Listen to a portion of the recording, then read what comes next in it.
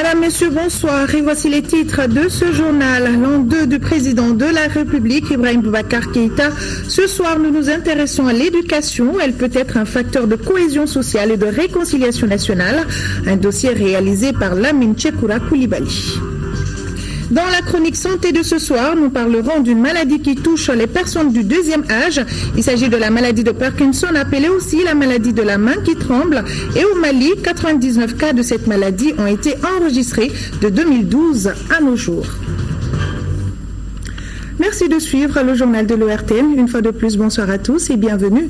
Direction le palais présidentiel où le président de la République, Ibrahim Boubacar Keïta, a reçu cet après-midi en audience l'ambassadeur de la Guinée-Conakry au Mali. Cabinet Condé est venu lui faire part d'un message de son homologue guinéen, Alpha Condé. Selon l'ambassadeur de la Guinée au Mali, les échanges entre les deux pays sont fréquents, ce qui explique sa présence ce lundi à Koulouba. Et il l'a dit au micro de Sira Batili. C'est dans la bonne lignée des choses. Vous savez bien que le professeur Alpha Condé et son frère cadet, El Haj Ibrahim Boubacar Keïta, sont deux personnalités qui partagent presque tout en commun. Toute situation qui prévoit en Guinée est nécessairement et fidèlement retransmise en temps et en heure à son frère El Haj Ibrahim Boubacar Keïta. Donc je suis porteur d'un courrier à titre personnel de M. le Président de la République que j'ai eu l'honneur de remettre à M. le Président Ibrahim Boubacar Keïta. Alors la coopération Mali-Guinée, comment elle se porte présentement? Très bien. Très très bien. Nos ancêtres, nos anciens, nos dévanciers ont précisé que deux poumons dans un même corps. Nous, génération montante, le prolongement de l'un et de l'autre. Autrement dit, le Mali c'est le prolongement de la Guinée vers le désert et la Guinée sur le prolongement du Mali vers l'océan. Donc on est inséparables. Et quels sont les projets structurants que le Mali développe ou la Guinée développe avec le Mali? Bon, les projets, il y en a beaucoup. Il y en a beaucoup. Si je prends par exemple le chemin de fer de Conakry, Cancan, Bamako, en très bonne voie, en très très bonne voie. Quand je prends par exemple la navigation sur le Milou, avec les barges à tirant d'eau faible, un projet très intéressant. Quand je prends le FOMI, qui est quand même un projet grandiose, qui peut être aussi bien pour la Guinée, et surtout pour le Mali, sur le plan agricole, je cesserai de défendre sans parler de l'OMVS, etc., etc., etc. De Koulouba, descendons à la primature. Là-bas, le Premier ministre Modibo Keïta a rencontré ce matin les gouverneurs de région et du district de Bamako. Ils ont discuté sur les questions de sécurité et l'amélioration des conditions de travail des représentants de l'État au niveau régional. Le gouverneur du district de Bamako, Hadi Traoré, revient sur les grandes lignes de la réunion. Il est au micro de Norom Sissoko. Le Premier ministre, un véritable connaisseur et pédagogue, nous a fait revisiter ou rappeler les grands principes qui encadrent notre action, nous a rappelé la position que nous tenons dans cette architecture. Et au nom des préoccupations, il faut reconnaître que la sécurité a ravi la vedette. Le fait insécuritaire était au niveau de tout le monde, que ce soit dans la capitale et dans chaque région. Deuxième fait, c'est un fait de constat. L'absence de moyens, de fonds de souveraineté pour donner un peu plus de contenu et de crédibilité à l'action des gouverneurs par rapport à l'immense attente des populations. De nos échanges, il y a une convergence de vues qu'il faut rapidement corriger cet état de fait. Nous avions profité pour réaffirmer notre engagement et tout le plaisir que chacun de nous trouve à faire son travail, à assumer ses responsabilités. Et comme le Premier ministre l'a dit, il vaut mieux une administration qui prend des décisions et qui peut se tromper que de ne pas en prendre du tout.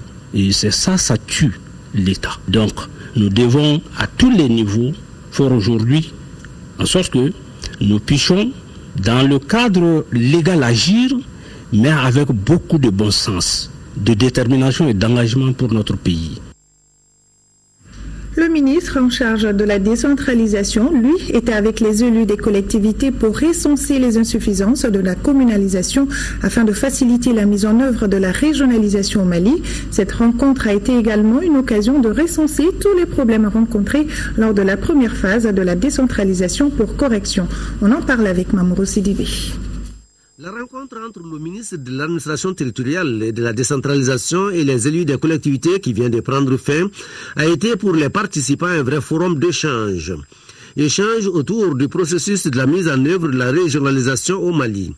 Pour mieux informer et mieux outiller les élus, les réflexions ont porté sur, entre autres thèmes, l'organisation des élections, la pérennisation du RAVEC, le contrat-plan État-collectivité et le rôle du maire en matière de gestion domaniale. Au-delà du caractère informatif, voire pédagogique de cette rencontre, elle nous offre l'occasion de rappeler la nécessité de se souvenir, toujours se souvenir, des insuffisances auxquelles nous avons fait allusion hier, rappelées tantôt, évoquées à partir du constat dans l'exercice des attributions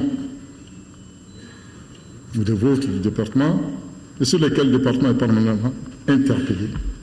Les recommandations issues de cette rencontre ont été fondamentalement la restauration de l'autorité de l'État, la prise de décision pour assurer la sécurité des personnes et de leurs biens, la relecture des textes et le report des élections. Cette recommandation a été suivie d'un discours et d'une réponse du ministre de l'administration territoriale qui a situé le contexte et qui a insisté sur la nécessité, après deux prolongations des mandats des élus, que nous nous inscrivons dans une démarche aller aux élections le 25 octobre. Le président du Haut Conseil des collectivités a profité de cette rencontre pour faire l'état des lieux de la décentralisation à ce stade. Les réalités de tous les jours nous obligent à la relecture de la loi de manière à ce que les présidents des organes délibérants exécutifs des collectivités soient hissés au même niveau de traitement que leurs homologues de la sous-région. Aussi, la législation malienne n'impose aucune capacité intellectuelle pour l'exercice de la fonction. Cependant, il s'est avéré qu'après plus d'une décennie de la pratique de décentralisation, que le premier responsable de l'organe exécutif doit nécessairement être nanti de capacités intellectuelles réelles lui permettant d'orienter, de dynamiser et d'impulser sa collectivité. Puisque le processus de la régionalisation est irréversible, cette rencontre a permis de détecter les insuffisances de la communalisation pour correction en vue de faire de la décentralisation du Mali un modèle. Soutenir le Mali pour moderniser ses forces de sécurité, c'est dans ce cadre que la forte délégation de l'EICAP a rencontré le ministre de la Sécurité intérieure. Au terme des échanges, le chef de la délégation s'est dit prêt à accompagner le Mali. Alpha Maïga. Au ministère de la Sécurité intérieure, une délégation de partenaires dans le domaine de la politique de sécurité et de défense commune. Au menu des échanges, bien entendu, comment soutenir le Mali pour moderniser ses forces de sécurité. Il s'agit notamment de la mise en place d'une force antiterroriste, une police territoriale, la discipline et la corruption au sein des forces armées de sécurité, la migration, la lutte contre la drogue, j'en passe. Les collaborateurs de ma mission ont bien saisi l'ampleur du problème. Ils sont bien rentrés dans les forces. Ils ont compris les problèmes desquels vous souffrez actuellement. Et je crois qu'on a développé ensemble avec vos agents de sécurité des remèdes à ces problèmes. Et dans les mois et dans les années qui suivent, nous allons continuer à former les cadres supérieurs, moyens et les cadres du futur de vos trois forces de sécurité intérieure. Nous attendons avec un peu d'impatience, je dois dire, que le Conseil national pour la réforme du secteur de sécurité commence son travail. Au cours de ce débat, nous avons abordé un certain nombre de questions, notamment la résurgence des forces de sécurité, l'équipement, également la situation actuelle du pays. Alors donc des questions m'ont été posées auxquelles nous avons répondu. Je pense qu'ils sont sortis satisfaits des réponses que nous avons données. Cette mission de l'ECAP Sahel-Mali, lancée il y a 8 mois, constitue un élément important de l'approche régionale de la stratégie de l'Union européenne pour la sécurité et le développement au Sahel. Rendons-nous à présent à Gao pour parler de cette visite du ministre des Affaires étrangères du Royaume des Pays-Bas. Bert Koenders était sur place pour s'enquérir de l'état d'exécution du projet d'appui à la gestion de l'eau. Ce projet permet de renforcer la sécurité alimentaire et la résilience dans les 3 cercles de la vallée du fleuve Niger, 1 an après son lancement. On en parle avec Boubacar Bablintouri. Par cette visite dans la cité de Zaskia, le ministre des Affaires étrangères et de la coopération internationale du Royaume des Pays-Bas, Bert Koenders, voulait s'enquérir auprès des ONG et associations partenaires de l'état d'exécution du projet Gao Plus, financé par l'ambassade du Royaume des Pays-Bas au Mali. Il s'agit là du projet d'appui à la gestion de l'eau pour renforcer la sécurité alimentaire et la résilience dans les 3 cercles de la vallée du Niger dans la région de Gao. La mise en œuvre de ce vaste programme est assurée par l'ONG Enda Mali, l'Association des conseils agricoles du Sahel, ACAS, et le mouvement des jeunes patriotes de Gao. Ce projet comporte 3 composantes. La première composante, c'est la gestion de l'eau. La deuxième composante, c'est sur la reconstruction sociale et économique, axée sur les AGR, les activités génératrices de revenus. Et la troisième composante constitue une action civile à effet rapide du contingent néerlandais. Pour un financement de plus de 655 millions de francs CFA, ce projet va aider les communautés à s'organiser et à répondre à leurs besoins socio-économiques urgents nés dans la double crise que le Mali a connue.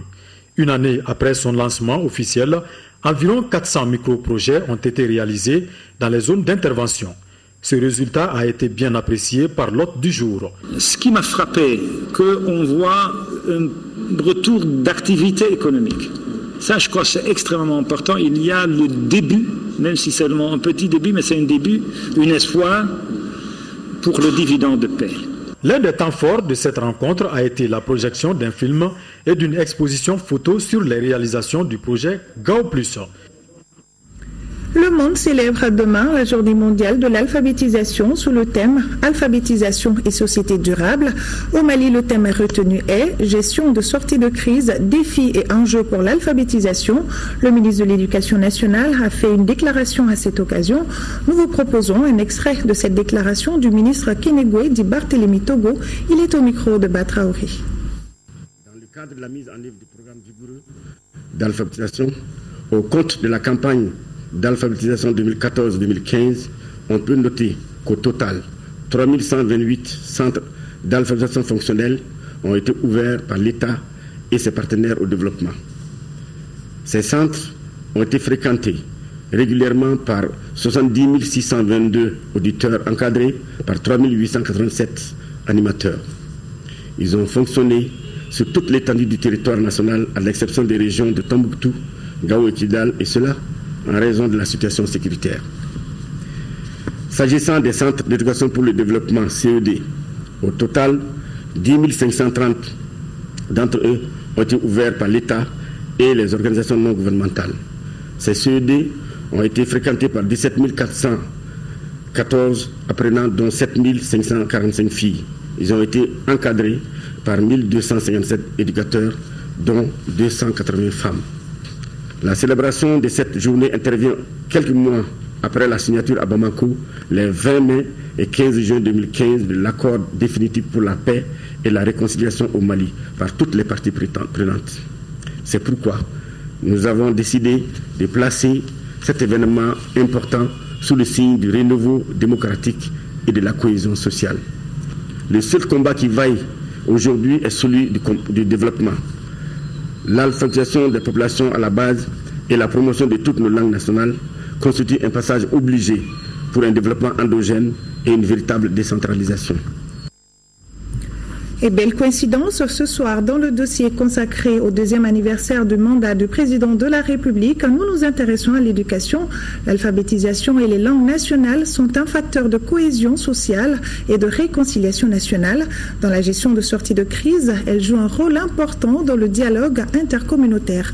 On en sait plus avec Lamine Tchekoura Koulibaly. Au moment où nous sortons tout doucement de la crise sécuritaire, certainement la période la plus sombre de notre histoire post-coloniale, chaque Malien doit se convaincre que la compréhension mutuelle doit faire l'objet d'une attention particulière. À cet effet, l'alphabétisation et les langues nationales jouent un rôle important.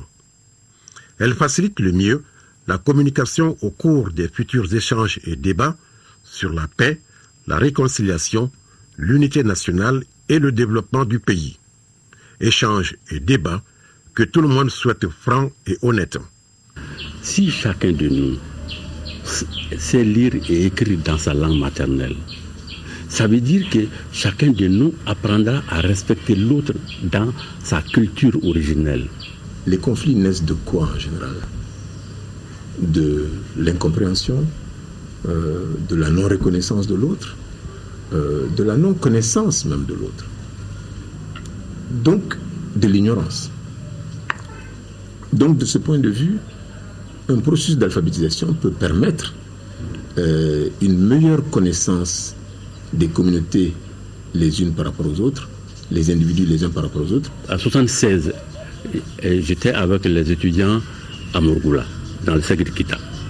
Ce qui m'a intéressé, c'est que les gens ayant été alphabétisés, d'instinct, ils ont mis en place une commission de l'histoire de leur localité.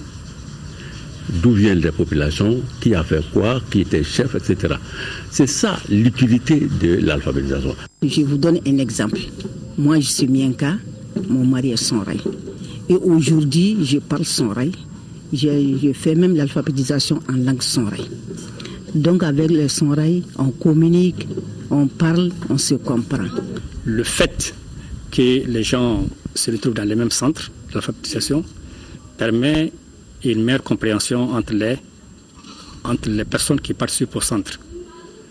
Et dans beaucoup d'associations, nous avons par exemple des comités de gestion qui réunissent, n'est-ce pas, des populations parlant diverses langues et qui ensemble gèrent leur association. Aujourd'hui, grâce effectivement à la traduction de l'accord pour la paix et la réconciliation au Mali issu du processus d'Alger, les populations qui sont déjà alphabétisées dans le pays, dans les différentes langues concernées, Bomanankan, Fulfulde, Songoï, Tamashek, arabe, peuvent avoir accès donc à l'information directe au niveau de l'accord, comprendre l'accord, discuter de l'accord, se faire une opinion et être de manière, j'allais dire, éclairée dans le processus de discussion sur la question de la mise en œuvre de cet accord.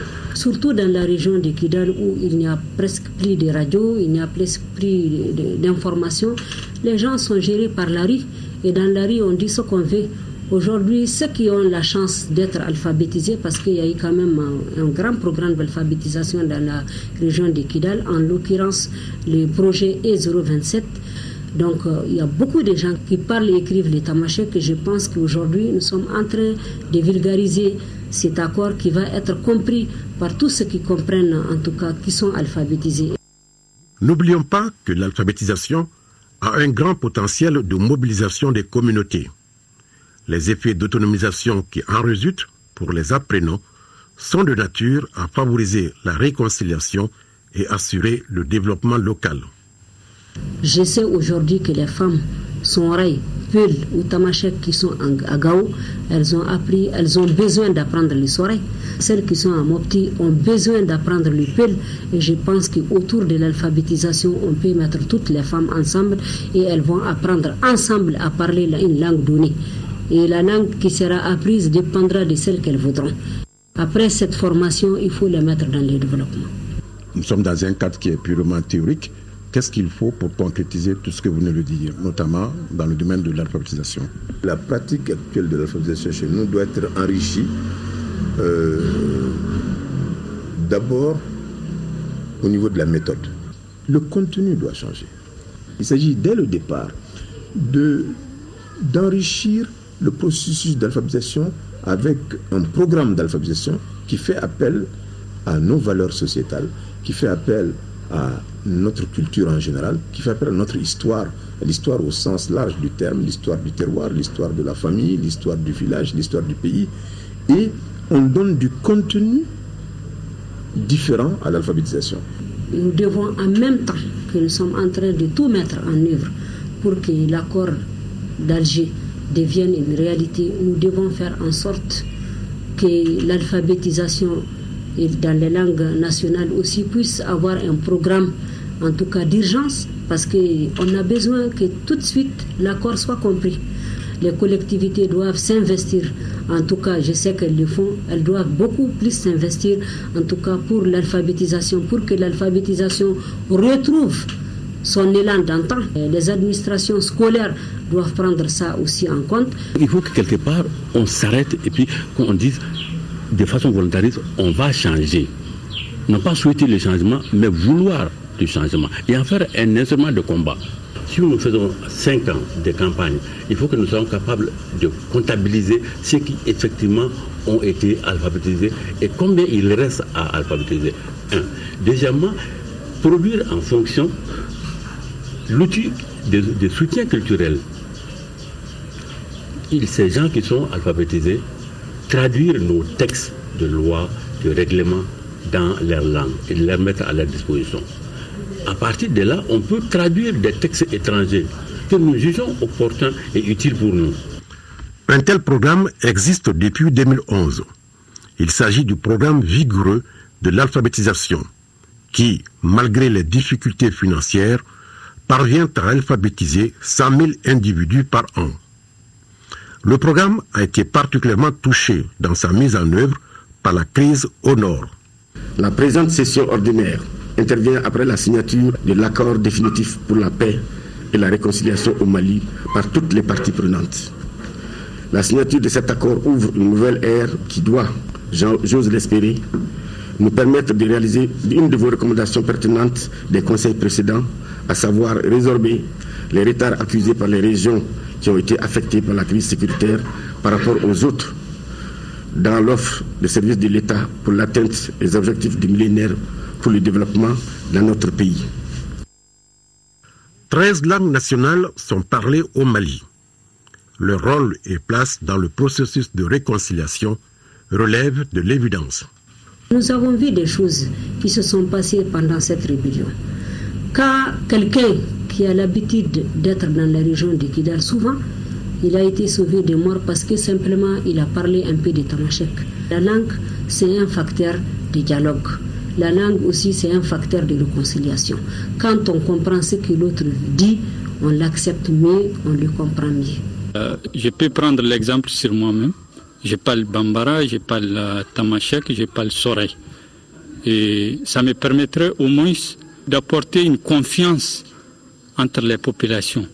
Par exemple, si je parlais à un tamashek, il aura confiance en moi. Ou bien à un sorey. Parce que je suis clair, mais quand je comprends sorey, déjà quand je parle sorey, il aura confiance en moi. Ainsi que bambara. Si on revenait aux langues maternelles, ça nous donne d'abord une confiance en chacun de nous. Chacun reprend confiance en lui-même à partir de ses fondamentaux, à partir de ses racines. Et à partir du moment où il prend confiance en lui-même, il sait qu'il est quelqu'un, que l'autre aussi est quelqu'un, ils peuvent se respecter. Ils ne se font plus la guerre avec les préjugés de quelqu'un d'autre. Ils se prennent tels qu'ils se présentent. Et ils se remettent en perspective du passé à l'avenir. Nous avons des spécificités anthropologiques dans nos sociétés respectives. Elles promeuvent par leur nature le vivre ensemble. Un de ces instruments est justement les langues nationales. Quelle que soit la communauté linguistique, depuis le bas âge, nous apprenons à connaître l'autre, à respecter l'autre, à dialoguer avec l'autre, à partager avec l'autre, à être solidaire de l'autre. Ce qui se traduit dans toutes nos langues par des proverbes, des sentences, des maximes. En ignorant talent, toutes nos communautés sont fondées sur cette interdépendance l'un vis-à-vis de l'autre. Et vous savez, chez nous, dans nos sociétés, On ne dit pas que je suis un être humain parce que je pense, ce n'est pas le cogito ergo sum. C'est ton regard porté sur moi qui fait de moi un être humain. C'est parce que tu es là que je suis là moi-même. Donc, c'est toi qui fais de moi un être humain et vice-versa. Le multilinguisme est-il un atout ou un handicap à la consolidation de l'unité nationale? On nous fait croire, oui, vous avez beaucoup de langues, donc vous ne pouvez pas vous entendre. Mais ça, c'est la blague. On n'a jamais eu, en Afrique, ni ailleurs, même les pays aujourd'hui qui ont apparemment une seule langue, mais ces pays sont partis avec une multitude de langues. C'est une vision théorique et mécanique des choses. Quand vous avez des langues qui ont le même fond culturel, et lequel fond culturel est fondé sur cette relation fondamentale à l'autre, cette ouverture à l'autre, eh bien, la multiplicité des langues ne peut qu'enrichir cette intercompréhension pour peu que les communautés s'engagent dans une meilleure connaissance les unes des autres. Le département de l'éducation nationale a un objectif clair: protéger la plus grande diversité linguistique au Mali. Le document de politique linguistique, par exemple, voudrait qu'on officialise toutes les langues nationales du Mali. Officialiser toutes les langues veut dire que toutes les langues doivent être utilisées ou bien peuvent être utilisées en cas de besoin au niveau de tous les services publics et même privés. Donc chaque Malien, il faut qu'il se sente à l'aise avec sa langue dans tous les domaines de la vie publique. Nous allons avoir au niveau de la commune une approche des langues qui fait que chaque citoyen aura un confort dans sa langue identitaire au niveau du village. Quand on est au niveau d'un village, c'est sa langue maternelle que l'on apprend à l'école, avec laquelle aussi on apprend à l'école. Quand on arrive au niveau de la commune, ce que j'appelle la souveraineté linguistique que j'ai, je la délègue à la langue véhiculaire de la commune, mais consensuellement. Et c'est elle qui va être la langue de travail à l'école, la langue de travail au niveau de la commune, dans l'état civil, etc. Dans la phase actuelle, je pense que ce qui est important, c'est le contenu, le message qu'il y a. Or, ce message, il y a la République du Mali. La République du Mali, c'est ce que ça signifie. Avec ses emblèmes, avec tout ce qui le caractérise, et avec l'esprit que nous devons développer. L'esprit d'un pays pluriel, comme on dit, parce que nous sommes comme ça, mais d'un pays qui adhère, qui est, comme on dit, la devise, un peuple, un but, une foi. Que cela s'exprime dans telle langue, dans telle autre langue, peu importe. S'il est tamashek, il parle en tamashek, qu'il parle en tamashek, on essaie de se comprendre. S'il est Peul, il fait la même chose. S'il est Bamana, il fait la même chose. Mais tout le monde peut se faire l'effort aussi de parler la langue officielle.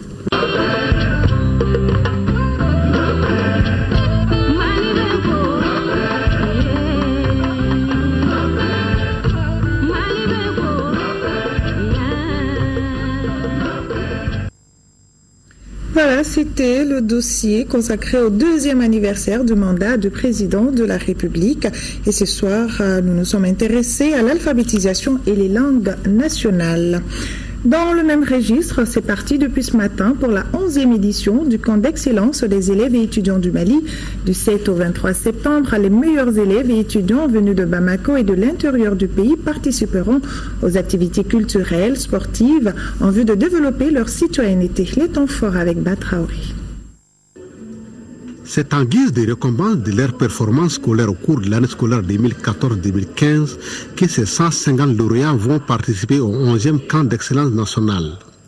15 jours durant, des vertus comme l'amour du travail, le don de soi, le sacrifice leur seront enseignés par des encadreurs.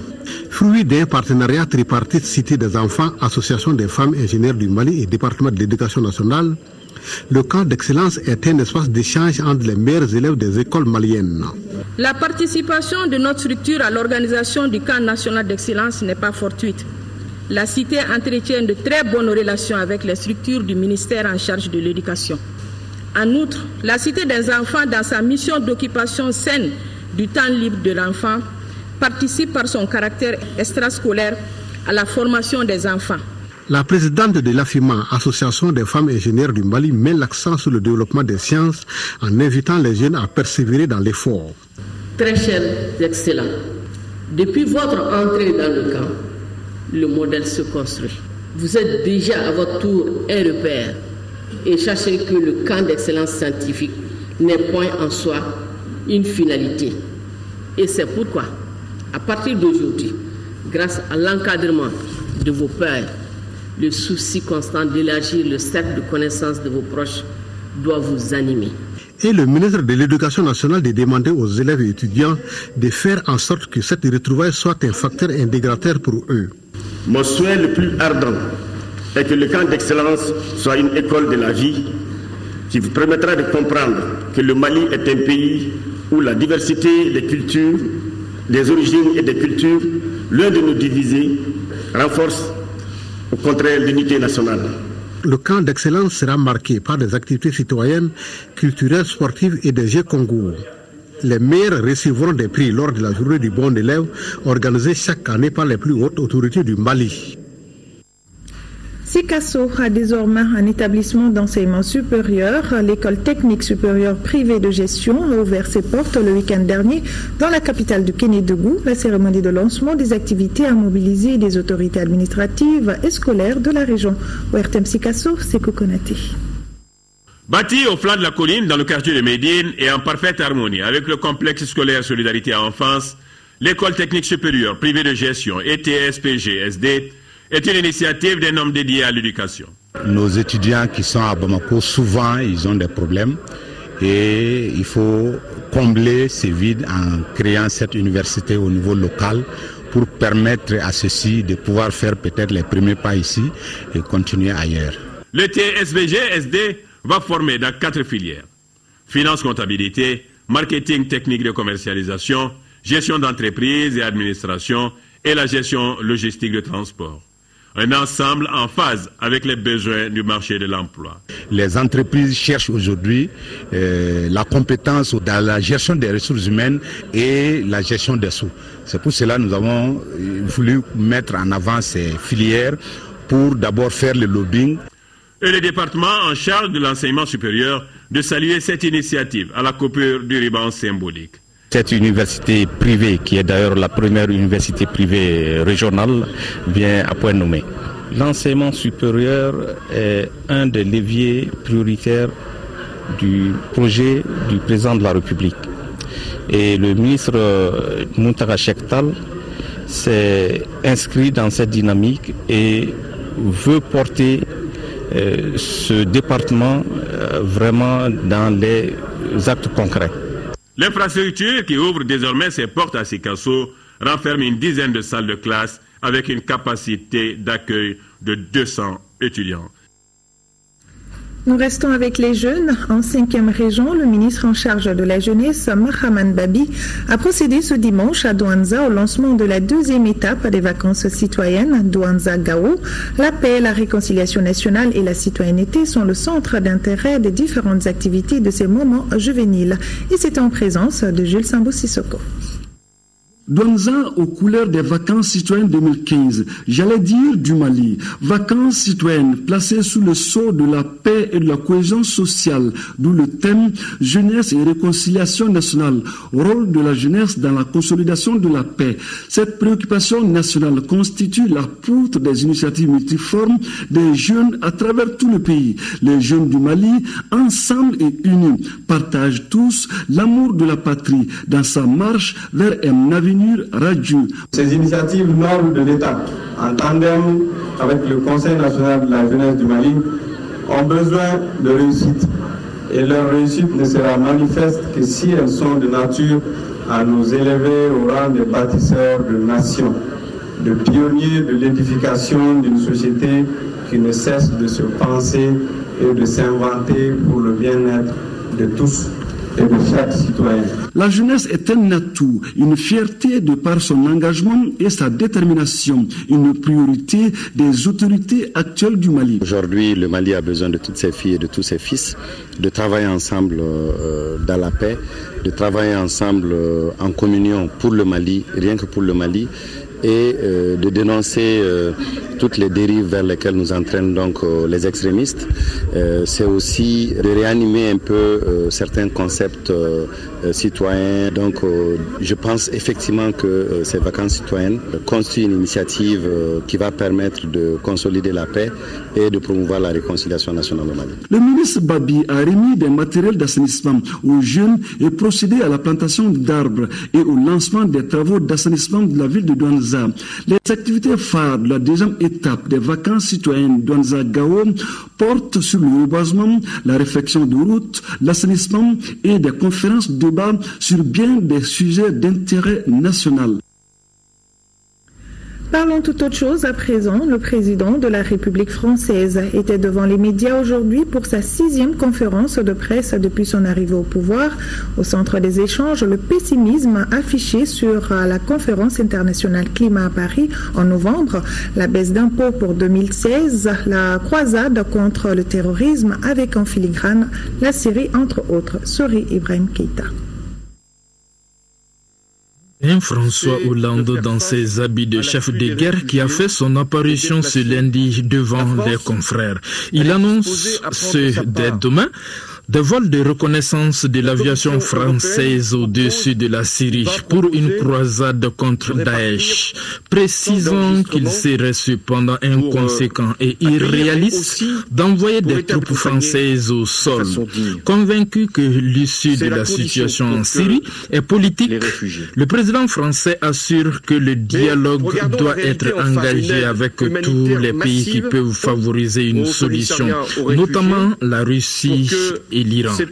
Sur le dossier ukrainien, Hollande propose un sommet en ce mois, proposition adressée aux dirigeants russes, allemands et ukrainiens pour une nouvelle réunion en format dit de Normandie, un remake de la première rencontre du genre en juin 2014. Là, François Hollande promet de plaider pour la levée des sanctions contre la Russie si le processus aboutit favorablement. Concernant la conférence climat de Paris en novembre, le chef de l'État français est formel. Il y a un risque d'échec quant à un accord contre le réchauffement climatique. D'où son appel à un sursaut mondial. À ce sujet, il prendra langue volontiers avec le président chinois au début de novembre pour en garantir le succès. Quelques annonces confirmations sur la situation intérieure française, la baisse d'impôts pour 2016, touchant plus de 8 millions de foyers pour un montant de plus de 2 milliards d'euros. Se félicitant de la croissance de l'économie, 1,50% en 2016, le président Hollande admet les résultats tardent à venir, mais ils viendront avant 2017, c'est sûr. En tout cas, le credo de sa feuille de route restera non pas bouger, n'en déplaise aux surveillants de sa cote de popularité. De même, la politique de baisse. Le président français a été aussi formel face aux journalistes. La France fera face à l'afflux des réfugiés déplacés avec humanité et responsabilité. Au nombre de 120 000 pour l'Union européenne, ils seront 24 000 réfugiés pour la France. Le ministère des Finances, à travers sa cellule d'appui à la réforme des finances publiques, va outiller le personnel du bureau du vérificateur général. Pendant 4 jours, les contrôleurs vont échanger sur les finances publiques pour la maîtrise des domaines permettant le contrôle strict des finances. Mariam Sagara. Le personnel du bureau du vérificateur général à l'école des finances publiques. Ces agents sont à la charge de CONI Expertise pour maîtriser des règles et principes qui régissent les finances publiques. Une initiative du vérificateur général pour renforcer les capacités des contrôleurs afin de lutter véritablement contre la délinquance financière. Il s'agit pour chacun d'entre nous de se confronter à une immersion théorique des pratiques qui gouvernent l'une de nos activités fondamentales de presque tous les jours, la vérification financière. Elle est une occasion inédite qui nous permettra de revisiter nos connaissances, de mesurer et de nous approprier davantage les innovations dans le domaine des finances publiques. Ces échanges vont s'étendre sur 4 jours avec 4 modules sanctionnés par une évaluation. Parce que nous avons une haute conscience de notre rôle dans la lutte contre la corruption et la délinquance économique et financière, parce que nous entendons transformer notre institution en un pôle de compétitivité professionnelle en matière de vérification, alors nous ne lésinons sur aucun moyen pour nous remettre en cause permanemment et rechercher les meilleures voies pour renforcer nos compétences afin d'être au rendez-vous du professionnalisme, une des vertus auxquelles je vous ai constamment invité. La cellule d'appui à la réforme des finances publiques à travers le PAGAM appuie la formation qui permet aux contrôleurs de mieux harmoniser les finances pour une transparence dans la gestion financière de l'État. Bientôt, un nouveau siège pour le Laboratoire national des eaux. Ce local doit permettre à la structure d'accomplir ses missions de contrôle de qualité de l'eau. C'est l'une des décisions phares de la 12e session du conseil d'administration de la structure. Reportage Alpha Mega. La pollution des ressources en eau est une problématique avec ses conséquences, ce qui du coup préoccupe le niveau national qu'international. Les administrateurs du dispositif institutionnel du secteur eau au niveau du laboratoire national des eaux sont réunis à la faveur de leur 12e conseil d'administration. Nous allons aussi examiner le projet de cadre organique révisé et l'organigramme et ensuite l'accord d'établissement pour une relecture de l'accord d'établissement qui est un document très important dans la vie de la structure. Au cours des 6 premiers mois de l'année 2015, le Laboratoire national des eaux a réalisé 6195 analyses d'échantillons d'eau sur une prévision annuelle de 14 500, soit un taux de réalisation de 42,72%. En ce qui concerne l'exécution du budget, à la date du 30 juin 2015, son taux de réalisation est de 31,80%. En dépit des progrès, il est évident de souligner que la mission de suivi et de contrôle de la qualité des eaux demeure un défi à relever. Et cela bien entendu pour le bien-être des populations du Mali. Et dire que c'est ici le siège du laboratoire national des eaux, perdu entre les concessions. L'État nous a octroyé un terrain à Sotiba. Les travaux de ce siège vont bientôt démarrer. Le comité de pilotage du cadre intégré renforcé et de l'aide pour le commerce était réuni ce matin au ministère du Commerce. Les administrateurs ont examiné entre autres les plans de travail révisés et les activités réalisées dans les différents domaines d'intervention, notamment la filière mangue, gomme arabique ou encore la filière viande. Le projet bénéficie de l'appui du Royaume du Danemark et du PNUD. Mohamed Sidibé, coordinateur national du cadre intégré, donne plus de précisions au micro d'Aïssata Ibrahim Maïga.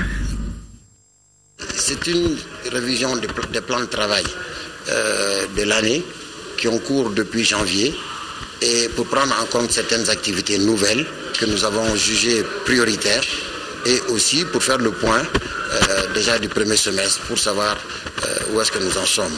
En fait, c'était une évaluation à mi-parcours. En ce qui concerne la filière mangue, quand nous commencions en 2005, le Mali n'a exporté que 2915 tonnes et les statistiques de l'année dernière nous donnent en tout 37 000 tonnes de mangue exportées, toutes qualités confondues. En ce qui concerne les acteurs de la filière qualité, ils nous ont sollicité pour organiser en 2016, dès le premier trimestre, la réunion de l'Alliance globale mondiale sur la qualité.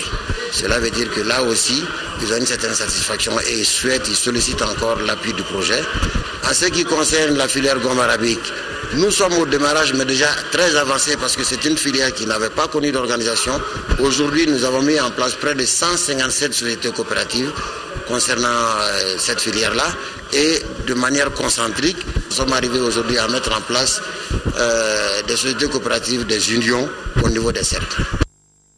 Et toutes nos excuses pour la qualité sonore de cet élément. Et ce communiqué du ministère du Commerce et de l'Industrie, le ministre du Commerce et de l'Industrie, M. Abdelkarim Konaté, informe les opérateurs économiques qu'en ce jour lundi 7 septembre, se sont déroulées les élections pour la mise en place des bureaux des délégations régionales et du district de Bamako de la Chambre de commerce et d'industrie du Mali. Les résultats suivants ont été enregistrés. Délégation régionale de Bamako, président Cheikh Oumar Sako, section commerce. Délégation régionale de Caille, président Djabi Doukouré, section commerce. Délégation régionale de Koulikoro, président Baba Sanogo, section industrie. Délégation régionale de Sikasso, président Abdoulaye Diawara, section industrie. Délégation régionale de Ségou, président Ibrahima Doukouré, section commerce. Délégation régionale de Mopti, président Souri Ibrahim Touré, section commerce. Délégation régionale de Tombouctou, président Pape Faye, section commerce. Délégation régionale de Gao, président Nema Ould Sidi Amar, section commerce. La mise en place du bureau de la délégation régionale de la Chambre de commerce et d'industrie de Kidal est reportée au 5 octobre prochain. Le ministre du Commerce et de l'Industrie félicite ceux qui ont été investis de la confiance des opérateurs économiques pour diriger les délégations régionales et rappelle que l'élection du Bureau national de la Chambre de commerce et d'industrie du Mali aura lieu le 14 septembre. Bamako, le 7 septembre 2015. 147 millions de francs CFA, c'est le montant du don que la Fondation Cheikh Mansour Haïdara vient de remettre aux communautés de Ségou. Ce don est composé, entre autres, d'équipements sanitaires et de billets d'avion pour le Hajj 2015. Candécila. Agir au service de l'humanité. La Fondation Cheikh Mansour Haïdara reste fidèle à son slogan. En effet, elle vient de mettre à la disposition des communautés de la région une importante donation composé de denrées de première nécessité, des matériels de construction destinés à des lieux de culte et autres cimetières, accompagnés d'un chèque de 500 000 francs CFA à chaque bénéficiaire. À ces dons s'ajoutent des équipements médicaux pour les 30 communes de Ségou et 10 billets d'avion au titre de pèlerinage 2015. Le montant total des dons s'élève à 147 millions de francs CFA. La Fondation a toujours œuvré dans le cadre humanitaire et a toujours soutenu toutes les actions de développement de la région. Nous sommes là aujourd'hui pour renforcer les efforts du gouvernement de la République du Mali. Et nous prions Allah que chaque année on donne plus que Inch'Allah. Le moins qu'on puisse dire est que les actions de la Fondation Cheikh Mansour Haïdara illustrent à suffisance que les vertus de la solidarité et d'entraide ont toujours caractérisé le peuple malien et constituent le socle de l'islam. Voilà donc un exemple de laïcité et de tolérance de l'autre. Et donc quand M. Khalil pose des actes de soutien, d'assistance aux lieux de culte, aux centres médicaux, il nous revient donc d'être fiers de lui et cela rentre dans la vision du président de la République, Ibrahim Boubacar Keïta, une religion de tolérance, d'acceptation du droit à la différence. Le ministre des Affaires religieuses et des cultes a surtout demandé aux bénéficiaires une utilisation à bon escient de ces dons et aux pèlerins de prier pour le retour définitif de la paix au Mali. Et cette déclaration de l'Association des fonctionnaires et diplomates à la retraite du ministère des Affaires étrangères et de la coopération internationale du Mali, les membres et sympathisants de l'Association des fonctionnaires et diplomates à la retraite du ministère des Affaires étrangères et de la coopération internationale du Mali adressent leurs chaleureuses félicitations à son Excellence M. Ibrahim Boubacar Keïta, président de la République du Mali, chef suprême de la diplomatie, pour le 2e anniversaire de son mandat le 4 septembre 2015. 2 milliards de francs CFA, c'est le montant destiné à la mise en œuvre de la composante 3 du projet de gestion des ressources naturelles et changement climatique dans le cercle de Nioro du Sahel.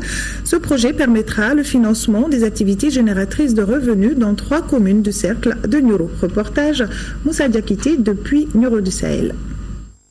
Le nouveau projet qui vient d'être lancé dans le cercle de Nioro du Sahel s'appelle AGR, Activité génératrice de revenus.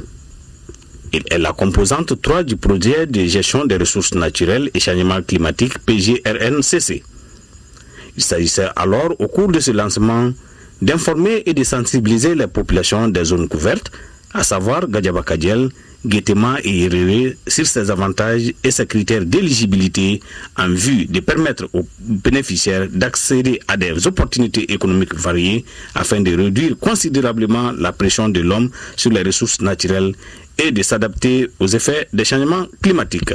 Elle a expliqué aux bénéficiaires et aux élus communaux les objectifs du projet, les objectifs globaux spécifiques et les résultats attendus et les domaines d'activité éligibles, les critères aussi pour la sélection des projets et la sélection des bénéficiaires. 3 jours de travaux ont été mis à profit pour expliquer de long en large les avantages du projet qui sont entre autres l'amélioration des conditions de vie des populations et la réduction de la déforestation. Le bénéficiaire de ce projet, il va avoir beaucoup d'expérience qui permettra d'avoir des revenus et de continuer à développer cette activité à travers des actions.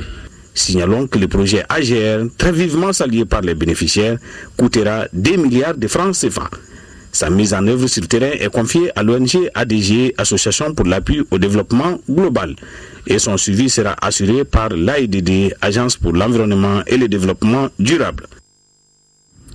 Rentrée culturelle 2015-2016 de l'Institut français du Mali. L'événement a été marqué ce week-end par un concert du duo franco-malien Balaké Sissoko et Vincent Segal. Une soirée mise à profit pour présenter en exclusivité au public malien leur nouvel album intitulé Musique de nuit. Vivons les temps forts avec Modibo Soirée. Après 4 semaines de vacances, l'Institut français du Mali, ex-CCF de Bamako, reprend du service avec une nouvelle programmation et de nouvelles ambitions basées sur les valeurs universelles, notamment la protection de l'environnement, du patrimoine et la diversité culturelle. Je place cette rentrée sous le signe du partage, de l'émotion, de la créativité. Dans tous les domaines, sur toutes les disciplines, pour que vous puissiez partir à la découverte des jeunes auteurs, des jeunes créateurs, à la fois bien sûr maliens, également panafricains, mais également français et francophones. Ce concert de présentation du nouvel opus de Balaké Sissoko et Vincent Segal donne ainsi le top départ des activités de l'Institut.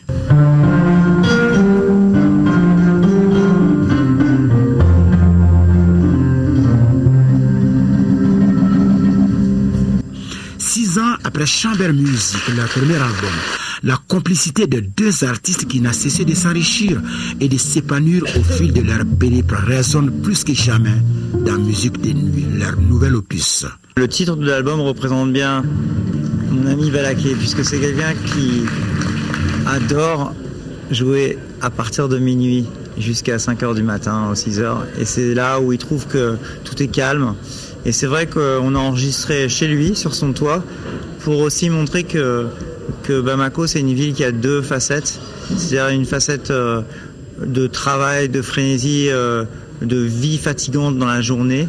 Et aussi ce moment du soir où les enfants commencent à aller se coucher, on entend quelques petits jeux, des plus jeunes qui vont sortir, quelques rares voitures, tout est plus noir.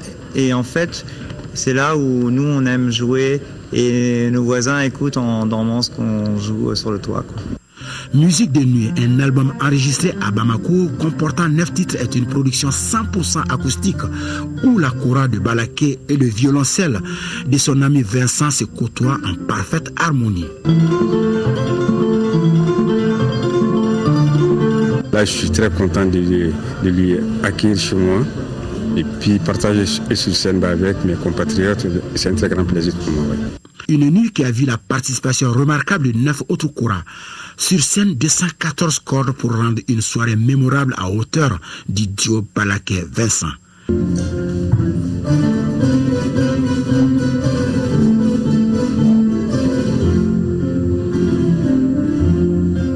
Après ce spectacle, le duo franco-malien entame cette semaine une tournée internationale qui démarre avec un concert à la Philharmonie de Paris. Impressionnant. Sport à présent. Basket à play-off. Le Djoliba Dam est devenu champion du Mali 2015 lors de la 4e journée en battant Atar Club de Kidal à 74-60. Chez les messieurs, l'AS Real de Bamako et le CBD de Koulikoro n'ont pas pu se départager. Le CBD a égalé le nombre de victoires du Real en le battant 68-65. Le champion sera connu ce soir à l'issue de leur 5e rencontre à Sassoumari. Le Djoliba Athletic Club Dam est sacré champion du Mali 2015 en battant Atar Club de Kidal 60-47. Le Djoliba, habillé en vert, a fait l'étalage de son gros registre technique du basket en surclassant son adversaire. Mais pourtant, pour revenir à cette 4e journée, les dames de Kidal ont dominé le premier quart-temps grâce à leur pivot Astan Traoré et à leur meneuse Aminata Diakité 16-11. Et depuis, les Djolibistes donnent toute leur force pour avoir le monopole de la balle. 17-17 puis 24-24 et tiennent le choc en maintenant l'avantage à la mi-temps 28-25. Après les vestiaires, Mariam Maïga et ses camarades vont imprimer un rythme de jeu pour s'imposer finalement devant ces Kidaloises très volontaires mais sans beaucoup inquiéter la grosse machine du Djoliba. 60-47. Le second match, celui des garçons, a déjoué les pronostics. Peut-être le public du Palais des Sports s'attendait à une autre victoire de l'AS Real en jaune. C'est dans une plus grande disposition technique que le CBD de Koulikoro a pris le match à son compte en dominant son adversaire du premier au 4e quart-temps. L'intenable Bassegou Diallo a été le bourreau des réalistes, avec 22 points marqués à lui seul. Le CBD égale le nombre de victoires du Real en gagnant de justesse 68-65. 2 victoires pour chacune de ces deux équipes. Alors, qui de l'AS Real ou du CBD de Koulikoro sera champion du Mali 2015? La réponse, c'est ce soir au Palais des Sports. On en vient à la chronique santé du jour et je le disais dans les titres, nous nous intéressons à la maladie de Parkinson, appelée aussi la maladie de la main qui tremble, une maladie du système nerveux qu'on rencontre chez les personnes âgées. De 2012 à 2015 à Bamako, 99 cas de cette maladie ont été enregistrés, 99 patients qui ont décidé de se mettre en association pour défendre leurs intérêts. Jessela Dambeli.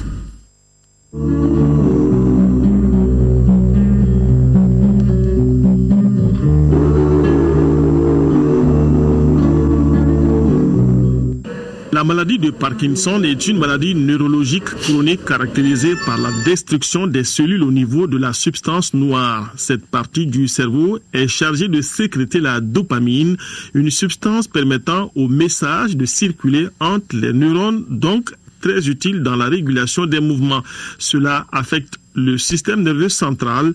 Les troubles moteurs sont les signes majeurs de cette maladie. Parmi ces troubles moteurs, il y a ce qu'on appelle le tremblement, il y a la lenteur musculaire et puis il y a la raideur musculaire. Bon, donc le tremblement est caractérisé par des tremblements fins qui sont localisés au niveau de la main. Très généralement, c'est unilatéral. Raison pour laquelle, dans l'imagination du grand public, on l'assimile à la maladie de la main qui tremble.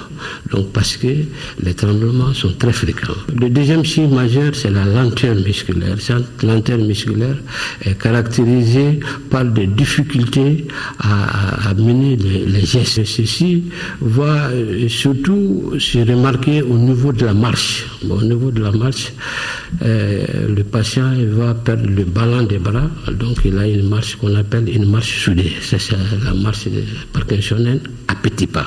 Enfin, le troisième signe, c'est la raideur. La raideur, elle est caractérisée par l'excès de tension au niveau des muscles. Cet excès de tension concerne toute la musculature, mais il y a aussi des signes dits non moteurs. Parmi ces signes non moteurs, vous avez la dysarthrie. La dysarthrie, c'est la lenteur par rapport au langage. Ensuite, vous avez la fatigue et la constipation et la dépression. Parkinson est une maladie des personnes âgées. Selon une étude menée au CHU du Point G de Bamako en 2010, elle apparaît généralement dans la soixantaine. Elle peut provoquer à la fin de la maladie des troubles de mémoire différents de ceux provoqués par Alzheimer. La prise en charge de cette maladie consiste à améliorer les symptômes et la qualité de la vie du patient et non à les faire disparaître.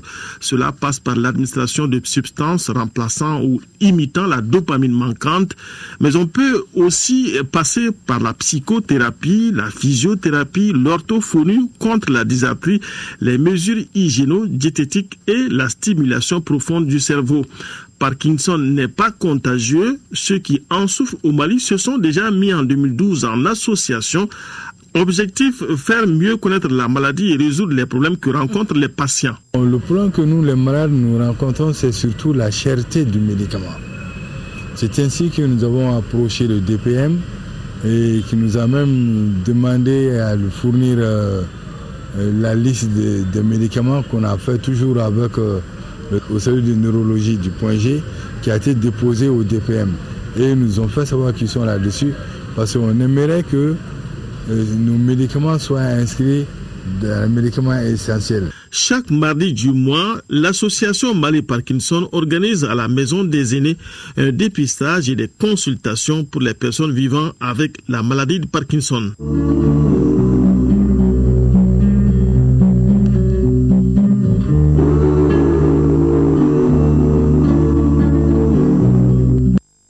Et cette nouvelle, le procès de l'ancien président tchadien Hissène Habré a repris de nouveau ce matin à Dakar.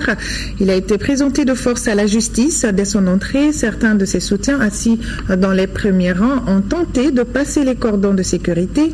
L'échauffourée a duré 5 minutes et s'est conclu par l'expulsion de 10 personnes. L'ancien président du Tchad s'est alors adressé au juge pour affirmer une fois de plus que la Cour n'était pas légitime pour le juger. La Cour s'est alors retrouvée face à un incident de procédure car fin juillet, la Chambre a pris une ordonnance pour obliger Hissène Habré à comparaître, mais cette obligation n'était valide que pour la date du 21 juillet. La séance du jour a donc été suspendue pour prendre une nouvelle ordonnance. Ainsi prend fin ce journal. Merci à vous de l'avoir suivi. Demain, 10h et 13h, Rachel Tezouké.